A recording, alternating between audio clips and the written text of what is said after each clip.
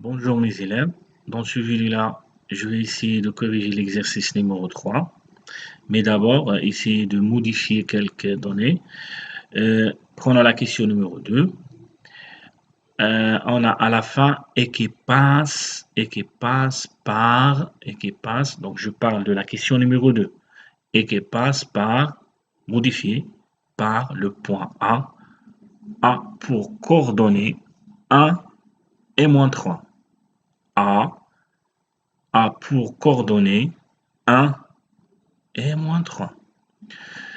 Également dans la question numéro 5b, vérifier que la droite T d'équation réduite, donc modifier également l'expression de la droite réduite. On a donc y égale 2 sur 3x plus 11 sur 6. Y égale 2 sur 3x plus 11 sur 6. Revenons maintenant à l'exercice. Donc, si on commence par la première question, d'abord, regardez la figure. Dans la figure, on a un repère et une droite BC. Dans la question numéro 1, on cherche à déterminer l'équation réduite de la droite BC. Donc, ici, il suffit de dégager les coordonnées de B et celles de C. Donc, pour le point B, comme vous voyez ici, donc le point B a pour coordonnées 0 et 4. Le point C a pour coordonnées 2 et 3. Donc, vous savez que la droite ou bien l'équation réduite d'une droite s'écrit sous la forme y égale à ax plus b. Donc, nous, on va chercher la valeur de a et celle de b. Commençons par a. Vous savez par définition la pente égale de BC, bien sûr, de la droite BC, égale YB moins YC sur XB moins XC.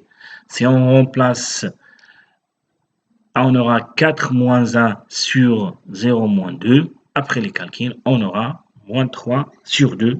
Et ça, c'est la pente de la droite BC. Donc, on aura Y égale 3, plutôt on aura Y égale moins 3 sur 2x plus b. Maintenant, il reste à calculer la valeur de b, c'est-à-dire l'ordonnée à l'origine de la droite BC. Ici, en fait, on a deux méthodes pour déterminer ceci. La première méthode, il y a la méthode géométrique et il y a la méthode algébrique. Qu'est-ce que ça veut dire ces deux méthodes?